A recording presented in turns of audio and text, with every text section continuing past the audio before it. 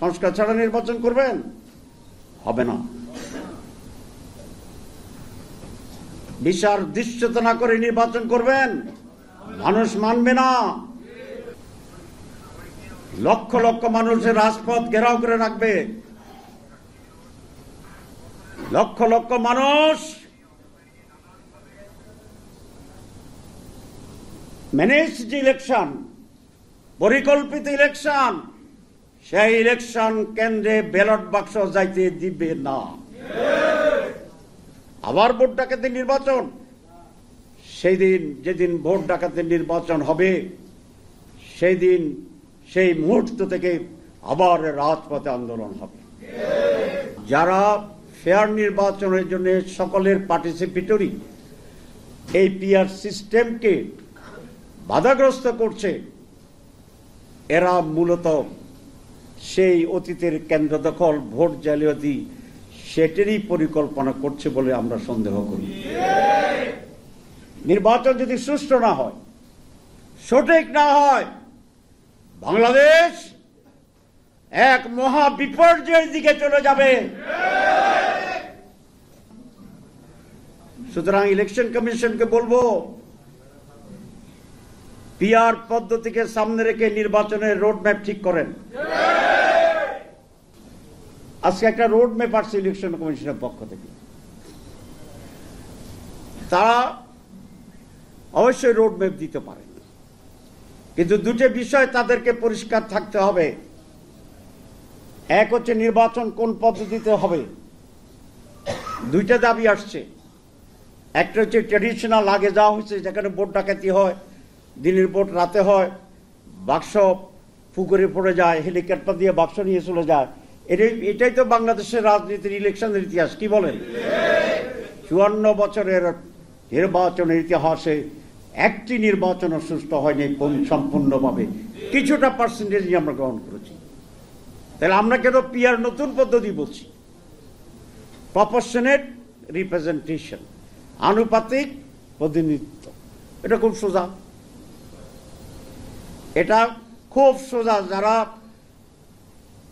নানা কথা বলছেন তাদের জন্য বলছি, এটা পুলিং এজেন্ট আগের মতো থাকবে, পুলিং সেন্টার আগের মতো থাকবে, প্রিসাইডিং অফিসার আগের মতো হবে, ইলেকশন কমিশন আগের মতো হবে। আগে একটি অঞ্চল ভিত্তিক ব্যক্তিদেরকে ক্যান্ডিডেট হয়ে ভোট দিত, এইবার ব্যালটও একটা থাকবে, যে দল ভিত্তিক বা জোট ভিত্তিক লোকেরা ভোট দিবে। সুবিধা কি? এক নম্বর সুবিধা হচ্ছে কেন্দ্র দখলের জন্য অস্ত্রবাজি হবে না। কারণ যিনি অস্ত্র ব্যবহার করেন উনি জানে যে উনি অস্ত্র ব্যবহার করলেও অস্ত্র মামলার আসামি হবে, কিন্তু এমপি হওয়ার সম্ভাবনা কম। বেশি টাকাও খরচ হবে না, কারণ সে জানে টাকা খরচ করে তার নিজের কোনো এখানে সুবিধা হচ্ছে না। জোর জবরদস্তি ভোটও নিয়ে আসবে না, কারণ সে তো হবে না। একটা ফেয়ার ইলেকশন হবে, এনভায়রনমেন্ট হবে, উচ্চমুখর হবে।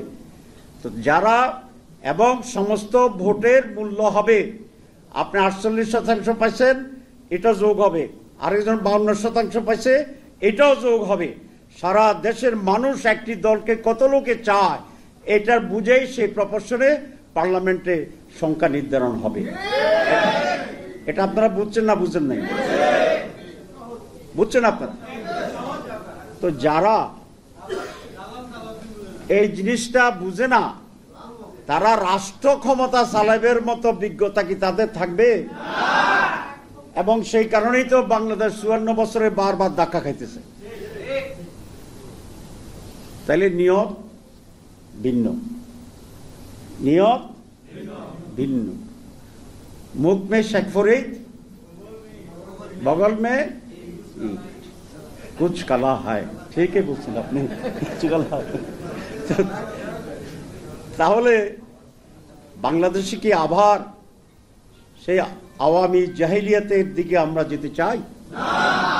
যারা ফেয়ার নির্বাচনের জন্য সকলের পার্টিসিপেটরি এই পিআর সিস্টেমকে বাধাগ্রস্ত করছে, এরা মূলত সেই অতীতের কেন্দ্র দখল, ভোট জালিয়াতি, সেটারই পরিকল্পনা করছে বলে আমরা সন্দেহ করি। নির্বাচন যদি সুষ্ঠু না হয়, সঠিক না হয়, বাংলাদেশ এক মহা বিপর্যয়ের দিকে চলে যাবে। আন্দোলন আর আন্দোলন, হাসিনার বিরুদ্ধে এত আন্দোলন, এত সংগ্রাম করে আমরা একটা নতুন পরিস্থিতি তৈরি করেছি। আবার ভোট ডাকাতের নির্বাচন, সেই দিন যেদিন ভোট ডাকাতের নির্বাচন হবে, সেই দিন সেই মুহূর্ত থেকে আবার রাজপথে আন্দোলন হবে। তাহলে আপনারা কেন আন্দোলনের জন্য সেই পরিস্থিতি তৈরি করছেন? আওয়ামী লীগ যখন ছিল ভারতপন্থী জনগণের স্বার্থের বিরুদ্ধে একটি দল ছিল। আমরা তো এখন যারা আছি সকলেই এন্টি আওয়ামী লীগ। সুতরাং আসুন আমরা আলোচনা করি, পিআর নিয়ে আলোচনা করি। আপনি বুঝেন না বললে তো চলবে না। আমরা যারা বুঝি তো তাদেরটা কি হবে? আসেন আলোচনা করেন। যারা পিআর চাচ্ছেন না আসেন, আমরা যারা পিআর চাই আসেন। আসার পরে যেটা কল্যাণকর হয় সেটাই তো আমরা গ্রহণ করব দেশের জন্য, ঠিক আছে কিনা? যদি আপনারা প্রমাণ করতে পারেন যে এই system Uttam, will accept it. আপনারা প্রেস ক্লাবে বলেন যে আমরা আলোচনা করে যেটা উত্তম সেটা আমরা গ্রহণ করব। আমার কথা কি যৌক্তিক না অযৌক্তিক? যৌক্তিক। তো যুক্তি না মানলে তো এর বিপরীতে কি হয়? সংগ্রাম। সুতরাং ইলেকশন কমিশনকে বলবো, পিআর পদ্ধতিকে সামনে রেখে নির্বাচনের রোডম্যাপ ঠিক করেন। ট্র্যাডিশনালটা করছেন তো, আপত্তি নেই, আপনারা করেন। আমাদের পিআরকে নিয়ে আর একটা করেন। আমি সরকারকে আবেদন জানাবো, আপনি এক বিশাল রক্তর সাগর সাঁতরিয়ে অনেক লাশের উপরে পা রেখে আমরা এখানে আসছি। You are the product of the July চেতনা। আপনার খুব বেশি ভূমিকা ছিল না, আপনি বিদেশে ছিলেন, আমরাই আপনাকে আনছি। সুতরাং এটা আপনার দায়িত্ব। আপনি মাঝে মধ্যে যেটা শুনি যে কোন রকমে বাঁচতে চান, চলতে চান না, আপনি যাইতে পারবেন না, যাইতে পারবেন না। আপনাকে এই দেশকে ঠিক করে যেতে হবে। সুতরাং কিভাবে সকলে মিলে সুন্দর নির্বাচন হয় এটা নিয়ে আপনাকে সিদ্ধান্ত দিতে হবে। 2 নম্বর হচ্ছে, আমি বলেছি সংস্কার। সংস্কার তো আপনার ইস্যু, আপনি বলেছেন। আপনার ভাষণ কি শোনাবো? সংস্কার, বিচার, নির্বাচন। আপনি সংস্কার ছাড়াই নির্বাচনের তারিখ ঘোষণা করে দিচ্ছেন।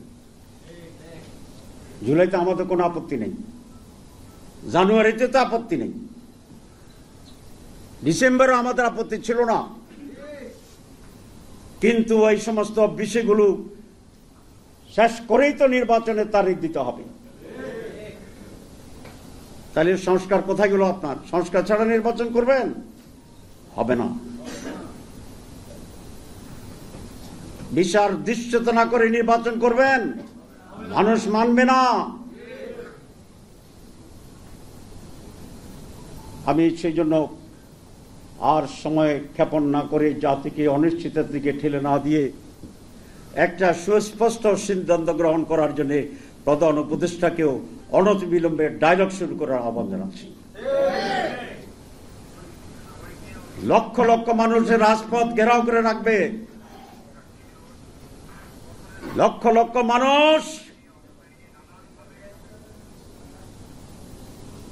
ম্যানেজড ইলেকশন, পরিকল্পিত ইলেকশন, সেই ইলেকশন কেন্দ্রে ব্যালট বাক্স যাইতে দিবে না। পরিষ্কার কথা। আমরা অবশ্যই নির্বাচন চাচ্ছি, আমরা আপনার ঘোষিত তারিখে নির্বাচন চাই, আমরা নির্বাচনে যাব। কিন্তু নির্বাচনে যাওয়ার জন্য, নির্বাচনের জন্য যে প্রতিবন্ধকতা, এই প্রতিবন্ধকতা আপনাকে দূর করতে হবে। আপনাকে মনে হয় আপনার কার্যক্রম দেখে যে কোথা থেকে যেন নির্দেশ আসছে আপনার উপরে, এটা আমাদেরকে বলুন, আমরা তাদেরকে মোকাবেলা করব ইনশাআল্লাহ। বাংলাদেশ একটি স্বাধীন সার্বভৌম রাষ্ট্র। আমরা ইমানদার, আমরা আল্লাহ ছাড়া কাকে ভয় পাই না। এই দেশকে কেউ কোনোদিন দামিয়ে রাখতে পারে নাই, আগামীতেও পারবে না।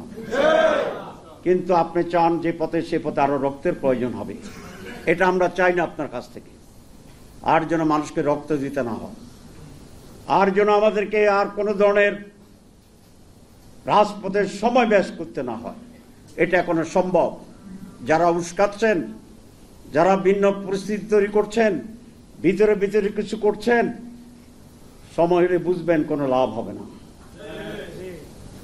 ওপেন আসেন। মানুষ আপনাদের ভোট দিলে আপনারা হবেন। মানুষ যদি আমাদের ভোট দেয়, আপনাদের আপত্তি কেন? পিআর এর ব্যাপারে বলছেন আপনারা, তো পিআর তো আমরা গণভোটের কথা বলছি। কি বলছি? গণভোট। জনগণ যদি বলে যে পিআর পদ্ধতি নির্বাচন হবে, তাহলে কারো আপত্তি করলে সে অগণতান্ত্রিক হয়ে যাবেন। সুতরাং গণভোট, পিআর এর জন্য গণভোট, আমাদের সংস্কারের যে চাটা, সেই জন্য গণভোট দিতে হবে। এইটাই একটি আইনি সলিউশন। সময় নষ্ট করলে পস্তাইতে হবে আপনাদের। সম্মানিত ভাইরা, একটি দল একদিকে আর সকল দল অন্যদিকে। আমরা সনদ চাচ্ছি, এনসিপি সনদ চাচ্ছে, ইসলামী আন্দোলন আর বাকি সব ইসলামী দল সকলে সনদ চাচ্ছে। আমাদের ভিপি নূরের যে দল, সে সনদ চাচ্ছে, গণ অধিকার এবি পার্টি সনদ চাচ্ছে, আরো অনেকে সকলে চাচ্ছে। তা আমরা আমজনতা এবং কাঁঠাল জনতা সকলেই একটা দিক ছাড়া আর সকলকে আমরা একমত। তো তাহলে আপনি কিভাবে এই সমস্যার সমাধান না করে দেশের রাজনীতিকে এগিয়ে নিয়ে যাবেন? এটা কি সম্ভব হয়? হবে না। সুতরাং আমি একজন দায়িত্বশীল দলের ছোট্ট একজন মানুষ হিসাবে আমি দেশের কল্যাণে, জাতির কল্যাণে সকলকে আহ্বান করব, বড় দল ছোট দল বিবেচনা না করে আসুন আমরা ওপেন বসি। কিছু শ্রোতাও থাকুক, টেলিভিশনে ফোকাস হবে কে কি যুক্তি দিচ্ছে।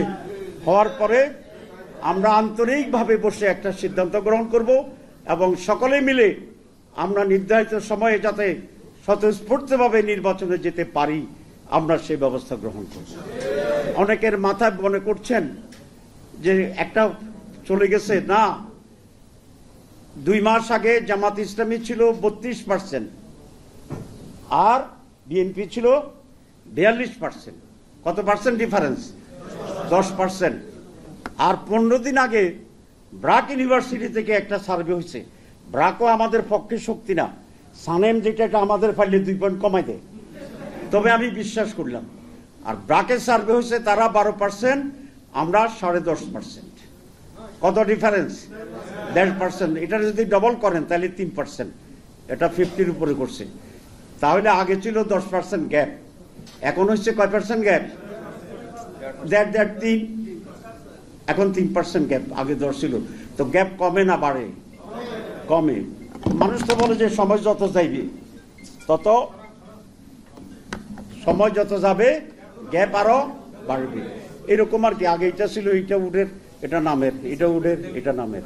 তো সুতরাং নির্বাচনের জনমত কোন দিকে ফাইনালি যাবে, এটা এখনো সময় হয় নাই। সুতরাং কারা কারা যারা বলেন সরকারের 2-একজনকে শুনি এবং আমাদের আমলা টামলার বোধে নতুন করে আবার একটু কাটছিত হইতেছে, সাবধান থাকেন। আমরা নিরপেক্ষতা চাচ্ছি। আমরা আপনারা আমাদের জামাত ইসলাম হয়ে যান, টুপি কিনেন, এটা আমরা বলছি না। কিন্তু অন্য কাকে ফেভার করবেন, তাহলেও কিন্তু আপনাদের জন্য, এটা দেশের জন্য কল্যাণ হবে না। আমরা খুবই আশাবাদী, ইনশাআল্লাহ এবার জনগণ বলছে 48% লোক কিন্তু মতামত দেয় নাই। এর মানে কি এরা জামাত করে না? কারণ করলে তো জামাতের সাথে ভোট দিত। এরা কি বিএনপি করে? কারণ হলে তো বিএনপির সাথে যোগ হইত। তাহলে 48 মানুষ এখন সচেতনভাবে অবজার্ভ করতেছে যে কোথায় চাঁদাবাজি বেশি, কোথায় চাঁদাবাজি কম, কোথায় ফাতর দিয়া মানুষ মারে, কোথায় ফাতর দিয়া মানুষ মারে না। আগামী দিনে কারা দখল করবে কারা দখল করবে না এই সকল বিবেচনার জন্য সম্ভবত আমার ধারণা তারা চুপ করে বইয়ে রয়েছে। কিন্তু তারা কি ঘুমাচ্ছে না অবজার্ভ করছে? অবজার্ভ করছে। সুতরাং দুর্নীতিমুক্ত বাংলাদেশ এদেশে মানুষ চায়। মানুষ একটা ফেয়ার ইলেকশন চায়। মানুষ একটা নির্বাচন ডেমোক্রেসি চায়। মানুষ সকলের অধিকার নিশ্চিত করার একটা বাংলাদেশ চায়।